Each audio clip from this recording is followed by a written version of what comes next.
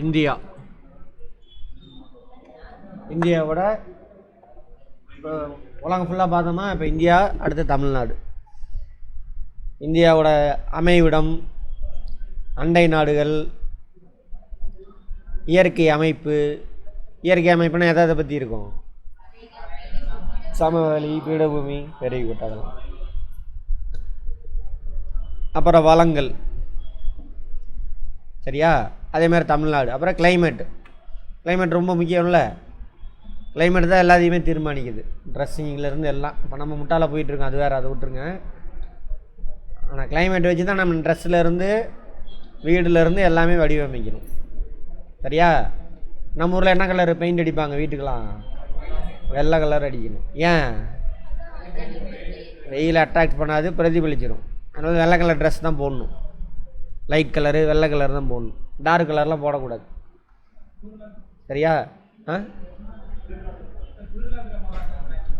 இங்கே இதுக்கு பேர் குளிரா? நம்ம ஊரில் இருக்கிறதுக்கு பேர் ஆனால் இதெல்லாம் ஒரு ஹில் ஸ்டேஷன், அங்கே தான் போடணும் பிளாக்கு. அங்கே தான் என்ன இருக்கும்? குளிராக இருக்கும். அது யூரோப்பியன்ஸ். அங்கே சூரிய ஒளி எப்படி இருக்கும்? ஸ்லாண்டிங்காக தான் வரும். அட்ராக்ட் பண்ணுறதுக்கு தான் என்ன பண்ணுறாங்க? Black colour. அதை பார்த்து நம்ம ஊர்லேயும் போட்டு சுற்றிட்டு இருக்கோம். அதனால் நம்ம ஊர்லேயே பல இதே சொல்லுவாங்க, கருப்பு கலர் போடாதரா, குலதெய்வத்துக்கு ஆகாதும்பாங்க. எல்லா ஊர்லேயும் ஒரே இதாக அடிச்சு விடுவானுங்க. குலதெய்வம் கிடையாது, ஒன்றும் கிடையாது. அன்றைக்கி அவனுக்கு அறிவியல் தெரியல, அதனால். இன்றைக்கி நம்ம 2 கட்டானா இருக்கோம், அவங்க அளவுக்கு கூட இல்லை. நம்ம அங்கே ஏதாவது கடவுள் பேரை சொல்லிகிட்டே அது ஏதாவது கரெக்டாக வாழ்ந்தானுங்க. யார்? கடவுள் பேய் பேரை சொல்லிக்கிட்டு. நம்ம எல்லா விஷயம் புக்கில் இருக்குது, அதை படிக்கிறதுக்கு அங்கே போய் அங்கே 2 கட்டானா நிற்கிறோம். அவங்க பக்கமும் இல்லை, இந்த பக்கமும் இல்லை, நடுவில் தான் வித்தியாசமான ஒரு ஜந்துக்கெல்லாம் வளர்க்குறானுங்க நம்மளை. அதுதான் இந்த ஸ்கூல் காலேஜெலாம் இந்தியாவில் அந்த மாதிரி. அப்போ அதெல்லாம் பார்க்க போகிறோம். இப்போ நிறைய விஷயம் தெரியும். அதான் தமிழ்நாடு ஜாகிரஃபிலாம் பார்க்குறப்ப எவ்வளோ பொய்யா விட்டடிச்சு வச்சுருக்கிறானுங்க எல்லாம் தெரியும். பார்ப்போம். இந்தியா பரப்பளவில் 7வது பெரிய நாடு உலகத்திலேயே. ஆசிய கண்டத்தில் 2வது பெரிய நாடு. ரஷ்யா விட்டாச்சுனாக்க ஏனைய ஆசிய பகுதியிலிருந்து இமயமலைகளால் பிரிக்கப்பட்டு உள்ளது. 32 லட்சம். 32 லட்சம்னா 3.2 மில்லியன் ஸ்கொயர் கிலோமீட்டர். சரியா? இந்தியாவோட நிலப்பரப்பு பார்த்தாவே தெரியும்.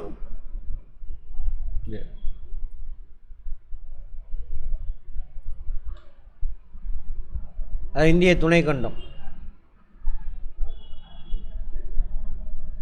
ஆசியாவிலேருந்து இமயமலை தான் இந்திய துணைக்கண்டத்தை பிரிக்குது.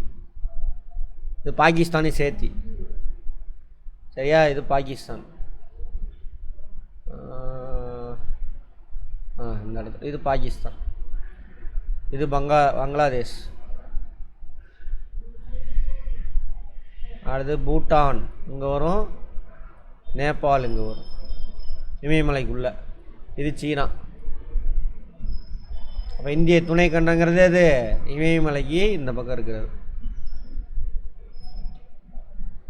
இந்த பகுதியில் உள்ள வாழ்ந்த மக்கள் தான் யார்? பூர்வகுடி மக்கள் தான் யார்? அதான் இந்திய வரலாறு. பார்ப்போம். திராவிடர்கள். நான் வரலாறு அங்கேயே முடிக்கிறானுங்க. சிந்து சமவெளி மக்கள் அங்கே முடித்து அதையும் மாற்றிட்டானுங்க. அதை சரஸ்வதி சிந்து நாகரிகன்னு கதையை மாற்றிட்டானுங்க. வரலாறு மாற்றுறானுங்க. எல்லாம் முட்டாளாக உட்காந்துக்கிட்டு இருக்கிறோம். அவன் நாடு இது அப்படின்னு மாற்றுறதுக்காக வரலாறே மாற்றுறான். நம்ம கண் முன்னாடியே மாற்றுறான். நம்ம தான் அறகுறையாக இருக்கிறதுனால அதை எதுவுமே கண்டுக்காமல் நம்ம பாட்டில் இருக்கிறோம். சரியா? ஆமாம், அறகுறை என்ன பண்ணுறது? அந்த மாதிரி ரெடி பண்ணி வச்சுக்கிட்டானுங்க. அடுத்தது, புவியின் மொத்த பரப்பில் 2.4%. சொல்லுங்கள்.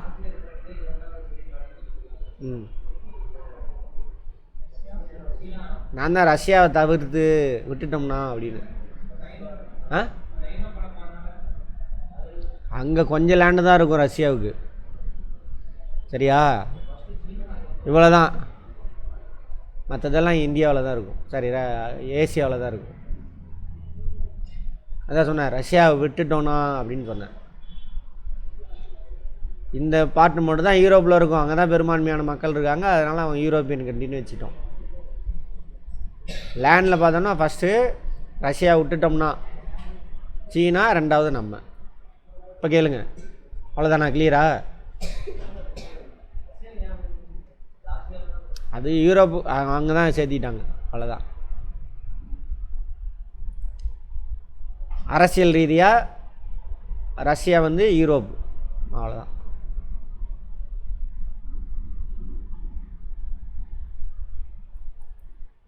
ஏழாவது பெரிய நாடு. புவியின் நிலப்பரப்பில் 2.4% நம்மக்கிட்ட இருக்குது. பட் பாப்புலேஷன் எவ்வளோன்னு பார்த்தோம், 18% நம்மக்கிட்ட தான் இருக்கும் இந்த நாட்டில், இந்த லேண்டில். நிலம் மற்றும் நீர் எல்லைகள் 15,200 கிலோமீட்டர் நில எல்லைகளை கொண்டுள்ளது இந்தியா. 15,200 கிலோமீட்டர். அதே மாதிரி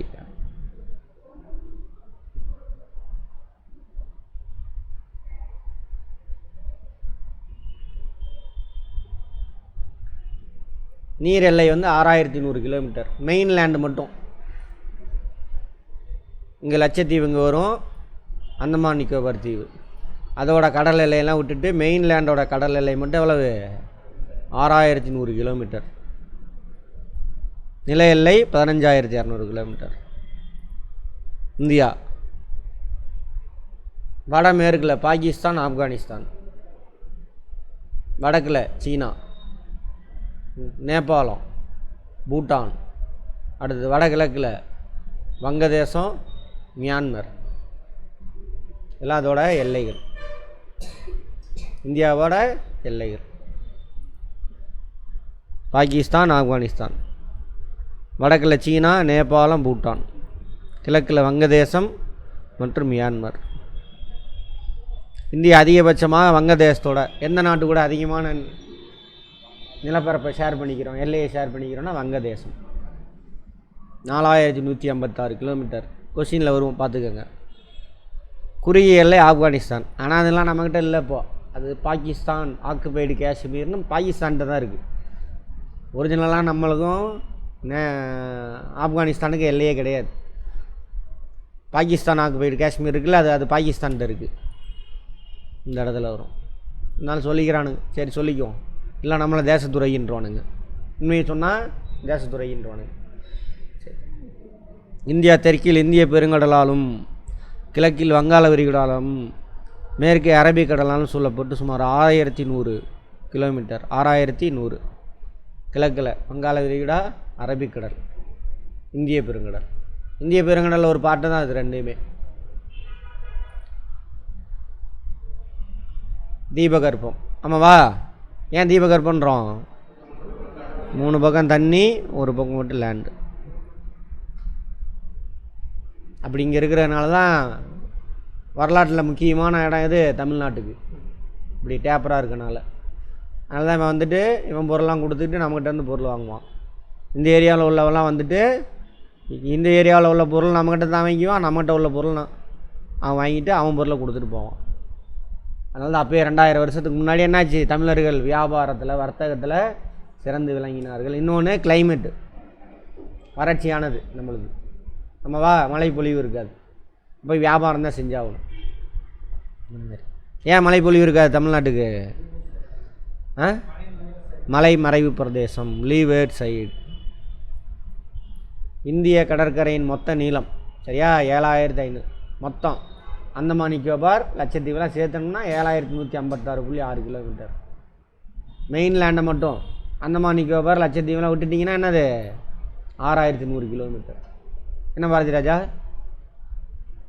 சொல்லுங்கள், என்னென்ன? சரி, சிரிச்சிட்டே இருக்கீங்களே. அடுத்தது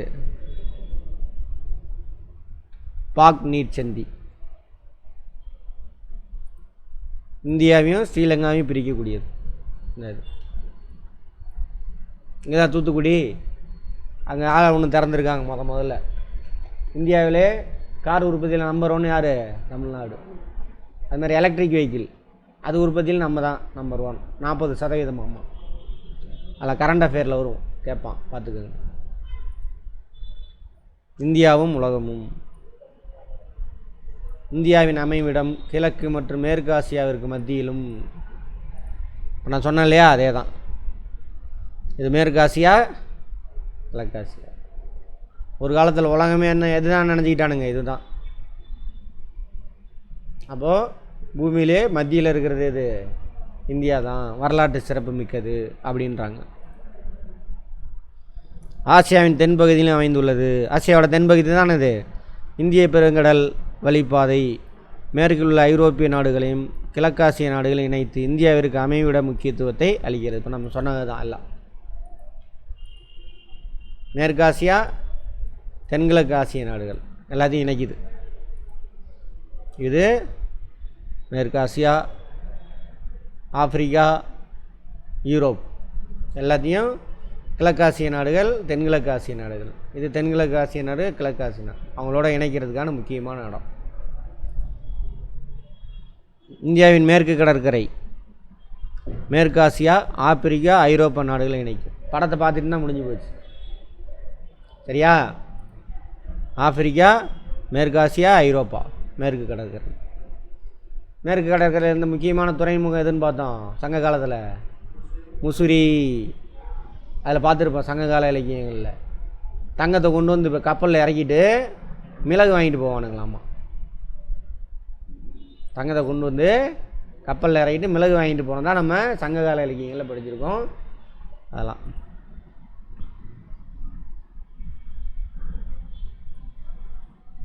நெருங்கிய வணிக தொடர்புகளும் உதவி புரிகிறது. அடுத்தது இந்தியா துணைக்கண்டம், சப்காண்டினன்ட். இந்திய துணைக்கண்டத்தில் எதெல்லாம் அடங்குதுன்னு பாருங்கள். பாகிஸ்தானு, மியான்மரு, வங்கதேசம், நேபாளம், பூட்டான், இலங்கை. அதான் அந்த இது பார்த்தோம்ல, இது மியான்மர் கூட வராது. இவனுங்க சேர்த்துக்கிட்டானுங்க. மியான்மர் தனியாக துண்டாக போயிடும். இதுக்கு இந்த பக்கம் தான் மியான்மர். இவனுங்க எல்லாம் சேர்ந்து மியான்மர்லாம் சேர்ந்து அகண்ட பாரதம்னு ஒன்று அமைக்கணும்னு கதை விட்டுட்டுருக்குறானுங்க. அதுக்காக சேர்த்து விட்டுருப்பானுங்க. பாரதம்னு ஒன்று இருந்ததுக்கு எவிடன்ஸே இல்லை. இவனுங்களாம் கதை விட்றானுங்க, விட்டடிக்கிறானுங்க. வாய் திறந்தா பொய். சரியா? சரி. இயற்கை நில அமைப்பு, காலநிலை, இயற்கை தாவரம், கனிமங்கள், மனித வளங்கள் போன்றவற்றில் ஒரு கண்டத்தை, அதெல்லாம் சும்மா டெஃபினிஷன்லாம் தப்பு. கண்டத்துக்குள்ளே தனியாக ஒரு பெரிய லேண்டு, கண்டம் அப்படின்னா பெரிய லேண்டு. அந்த பெரிய லேண்டுக்குள்ளே இந்த லேண்டு தனியாக துண்டாக நிற்கிது. யாருனால? இந்த மலையினால். அதனால தான் கண்டத்துக்குள்ளே கண்டம் துணை கண்டம் அப்படின்றாங்க. சப்காண்டினன்ட். உடனே கண்டத்துக்குள்ளே எல்லா சீதோஷண நிலையும் எல்லாமே இருக்குது, அதனால் துணை கண்டம். அது பொய்யான டெஃபினிஷன். இல்லவே இல்லை. அது இவனுங்களாம் உருவாக்கிக்கிட்டானுங்க. சரி, இருந்தாலும் பரவாயில்ல.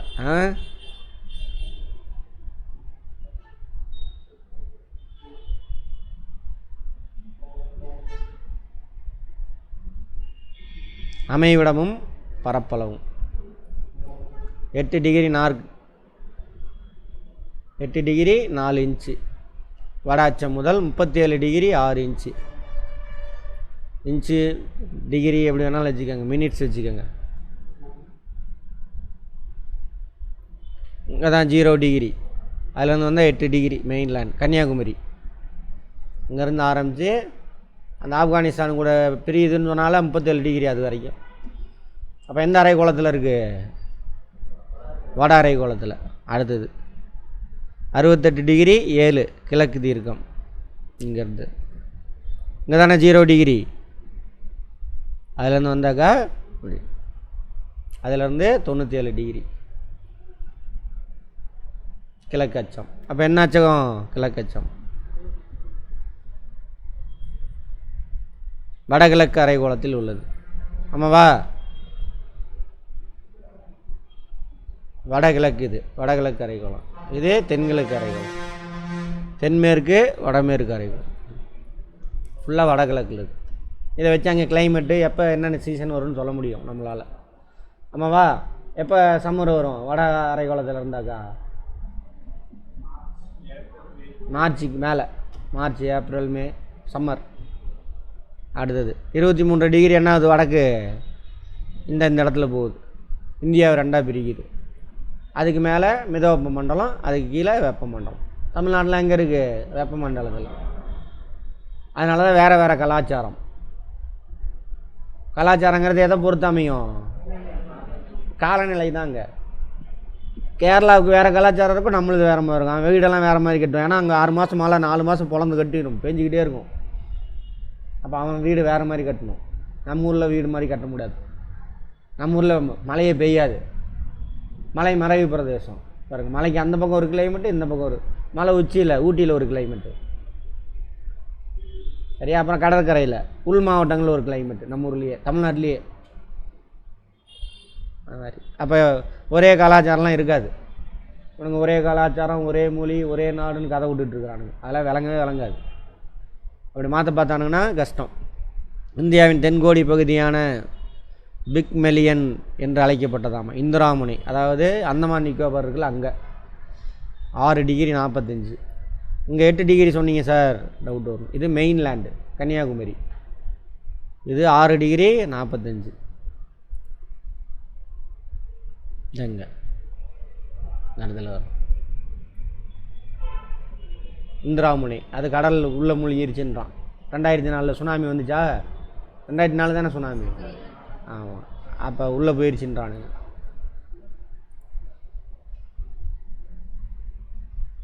தென்கோடி குமரி முனையாகும். வடமுனை இந்திராகோள். இது மெயின்லேண்டு சொல்கிறாங்க. இந்திய நிலப்பகுதி தென்கோடி குமரி முனை. அதை யார் சிலை இருக்குது? திருவள்ளுவர் சிலை. அங்கே பெயிண்ட் அடிக்கிறானுங்க, காவி பெயிண்ட்டு. அங்கே திருவள்ளுவரை உட்கார வச்சதே வேறு அரசியல். அங்கே வந்துட்டு ஒரு பாறையை பிடிச்சிட்டு விவேகானந்தர் இங்கே தான் வந்துட்டு தவம் செஞ்சார் அப்படின்னு சொல்லிட்டு ஆர்எஸ்எஸ்காரன் அங்கே ஒரு மண்டபத்தை கட்டிக்கிட்டான். இப்போ கூட மோடி எலெக்ஷன் அப்போ போய் நின்னால அங்கே போய் உட்காந்துக்கிட்டு தியானம் பண்ணுறேன்னு ஷூட்டிங் எடுத்துக்கிட்டு இருந்தார்ல, அந்த இடம் பார்த்தாரு. இது நீங்கள் ஆரிய குரூப்பு இந்த வேலை பண்ணுறீங்களாடான்னு பார்த்துட்டு 70லேயே அப்பயே பிளான் பண்ணியிருப்பார் அப்போ இருந்த முதலமைச்சர். இது திராவிட பூமிடான்னு சொல்லிட்டு தான் அங்கே போய் யாரை நிற்க வச்சார்? திருவள்ளுவரை நிற்க வச்சார். சரியா? அது பின்னாடி பெரிய அரசியல். அதுக்கு பக்கத்தில் தான் அந்த விவேகானந்தர் மண்டபம். அவனுக்கு காவி சாயம் பூச பார்த்தானுங்க. நாங்கள் காவி கிடையாது, நாங்கள் வேறடா திராவிடண்டா அப்படின்னு அதை வச்சார் இவர். அதில் அரசியல் இருக்குது ஒவ்வொன்றும். அதேமாதிரி அவனுங்க அந்த டுபாகூர் புனித நூல்னு சொல்லுவானுங்களே, அதெல்லாம் என்னது? பகவத்கீதை, ராமாயணம், இதெல்லாம் விற்று போன நூல்கள். அதெல்லாம் வடமொழி நூல்கள். அதை தூக்கி தலையில் தூக்கி வச்சுட்டு கொண்டாடிட்டு இருக்கிறப்ப தான் இவங்க தான் என்ன பண்ணுவாங்க? திராவிட இயக்கம், திருவள்ளுவர், அதெல்லாம் ஃபேமஸ் பண்ணதே இவர் தான். வெறும் ஒரு முக்கியமான ஆள். கம்பராமாயணத்தை விடுங்க, அதுதான் அதிலேருந்து வந்தது தான். அது ஒரே மாதிரி தான். பெண்ணை அடிமையாக வைக்கிறது, பெண்ணை போய் என்னது தீ விட்டு உன் பத்தினியா இல்லையா, எனக்காக வேண்டாம், மக்களுக்காக நீ தீயில் இறங்கு அப்படி இப்படின்ட்டு. அதை விட்டுருங்க, இந்த ராமாயணத்துக்கே போகாதீங்க. அது கூட நல்லா இருக்குல்ல.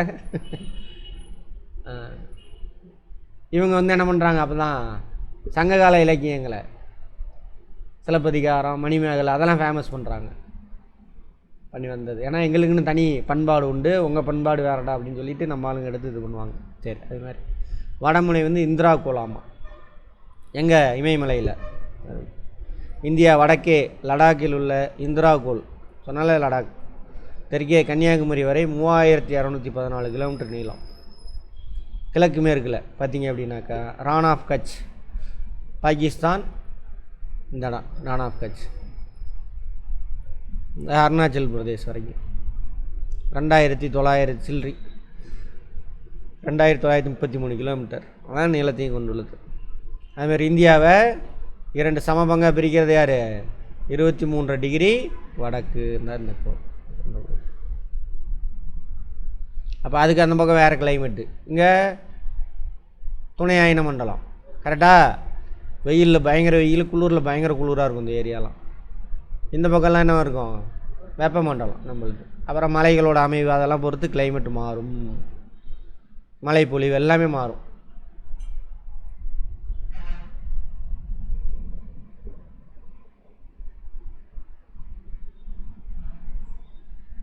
தென்பகுதி வெப்பமண்டலமாகவும் வடபகுதி மித வெப்பமண்டலமாகவும் இரு பெரும் பகுதிகளாக பிரிக்கிறது.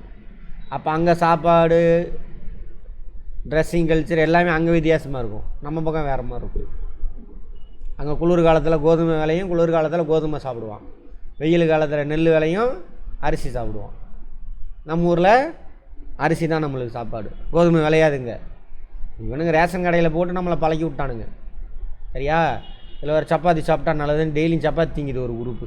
முட்டா பையில் இங்கே உட்காந்து வேகாத வெயிலில். அது என்னைக்காவதுன்னா பரவாயில்ல டேஸ்ட்டுக்கு.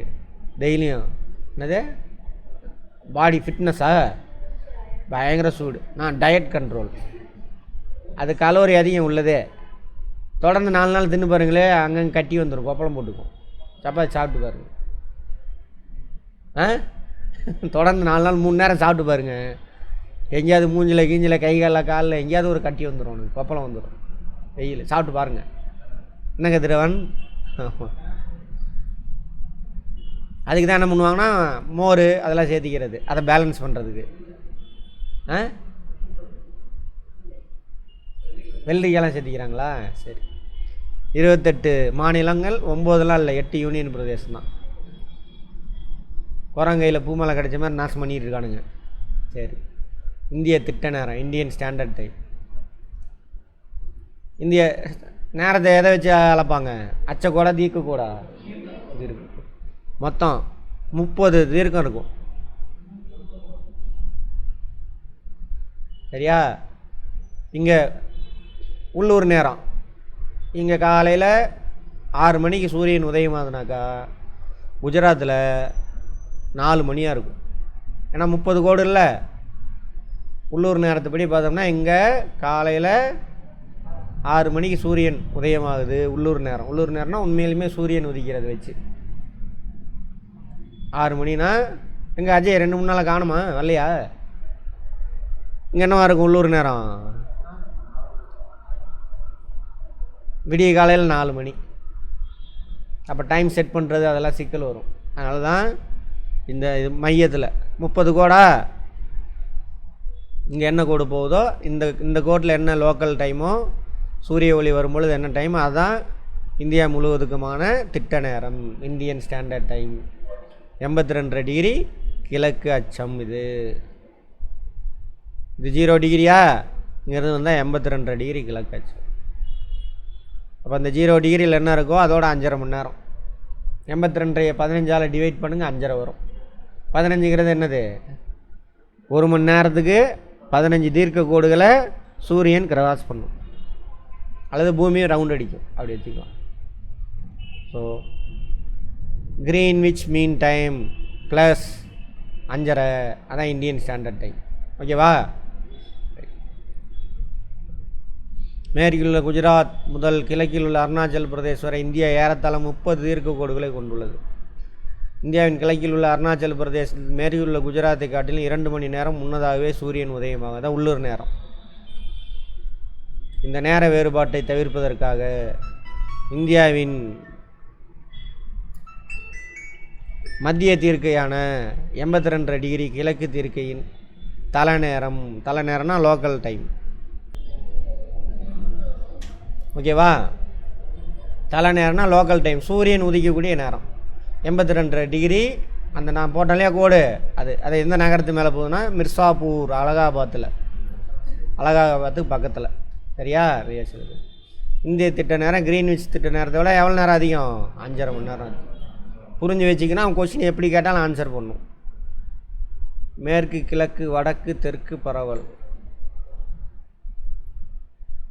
இதெல்லாம் கண்டுபிடிக்க சொல்கிறான்.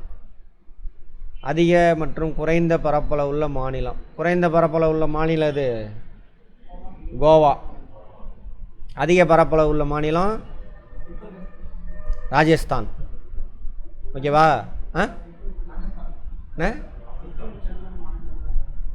Very good.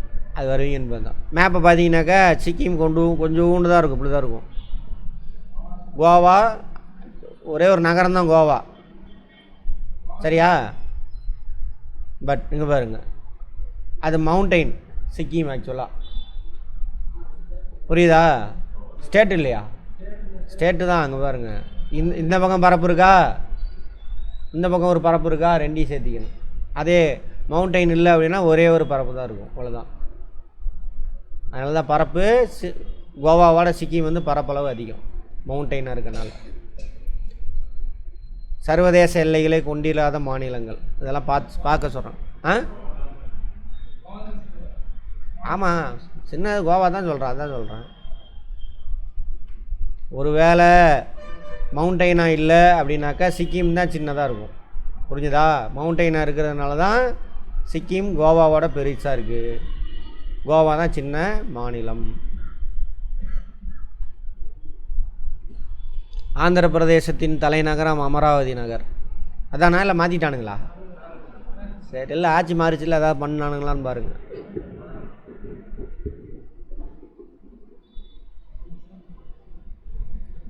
ஹைதராபாத்து ஆந்திர பிரதேசம் ரெண்டுக்குமான தலைநகரம் கொஞ்ச நாளைக்கு எது? ஹைதராபாத். ஏன்னா அங்கே ஆந்திராவை பிரித்தாங்க, தெலுங்கானா ஆந்திரான்னு பிரிக்கிறாங்க. இந்தியாவின் முக்கிய இயற்கை அமைப்பு பிரிவுகள். கதையாட்டம் கவனிங்க. அன்றைக்கி வந்த எஸ்ஐ என்ன சொன்னான்? அப்போ படித்ததை இப்போ போய் குரூப் ஒன்று எழுதுனா அங்கே ஆன்சர் தெரிஞ்சுதாம்மா. எப்படி? புக்கு வச்சு படிக்கலை, கதையாக புரிஞ்சுட்டா மறக்கவே மறக்காது. யோசிச்சுட்டு இதுதான் வரும் அப்படின்னு போட்டுனா அதுதான் ஆன்சர். சரியா? யார் வரல நீங்கள் சனிக்கிழமை? சரி, வீடியோ அதை எடிட் பண்ணி போடுறேன், பார்ப்போம். இந்தியா வடக்கில் உள்ள கம்பீரமான இமயமலை முகடுகளையும்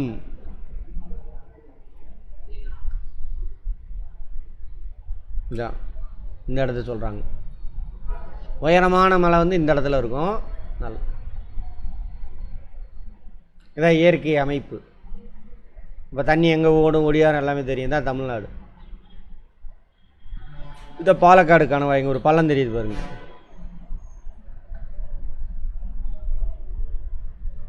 இங்கே தான் காவிரி உருவாகிற இடம். இந்த இடத்துல ஒரு பள்ளம் இருக்கும், அது உள்ளே பூந்து இங்கெல்லாம் மழை கொட்டும். காவிரி நீர்பிடிப்பு பகுதி இது வழியாக தான் வரும் காவிரி.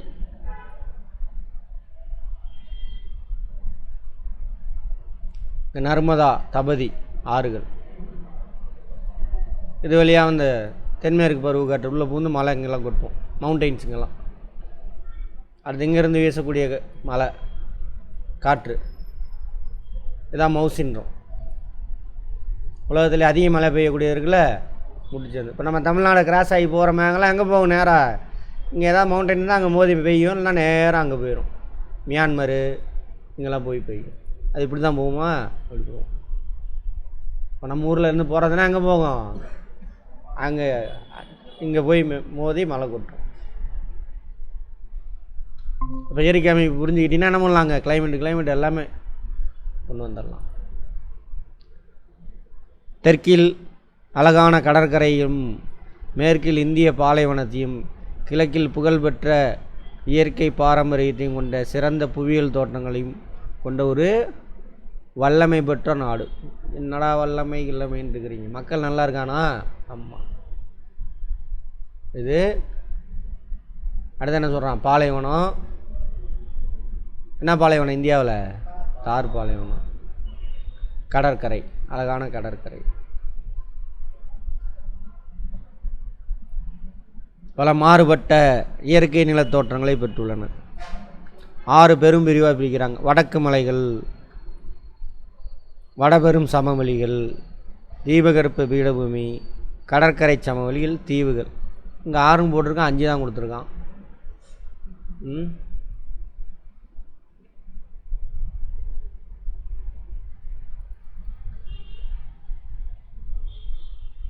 அஞ்சு தானா? 5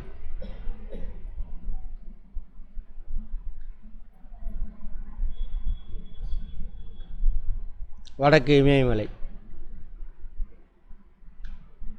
வடக்கு மலைத்தொடர், வடபெரும் சமவெளி. இங்கேருந்து கலரே தெரியுதா? இதெல்லாம் இது வரைக்கும் ராஜஸ்தான் குஜராத் வரைக்குமே சமவெளி தான். அடுத்தது தீபகற்ப பீடபூமி, 3 பக்கம் தண்ணி. இதான் தீபகற்பம். இங்கே எப்படி இருக்குது? உயரமாக இருக்கா? இதுதான் சமவெளிலாம். இதெல்லாம் பீடபூமி. உயரமாக இருக்குல்ல, கலர் தெரியுதா? இது ஃபுல்லாக தீபகற்ப பீடபூமி. அப்புறம் கடற்கரை சமவெளி, கிழக்கு கடற்கரை சமவெளி, மேற்கு கடற்கரை சமவெளி. அப்புறம் தீவுகள் 5. மேப்பை ஃபுல்லாக மனசில் வச்சுட்டு பாருங்கள். வடபெரும் மலை, வடபெரும் சமவெளி, தீபகற்ப பீடபூமி. பீடபூமின்னா என்னென்னு பார்த்தோம், 300 மீட்டருக்கு மேலே ஹைட்டாக ஃப்ளாட்டாக இருக்கும் ஃபுல்லாக. கடற்கரை சமவெளி, அப்புறம் இது தீவுகள். அவ்வளோதான் 5. வடக்கு மலைகள் நாளைக்கு பார்க்கலாம்.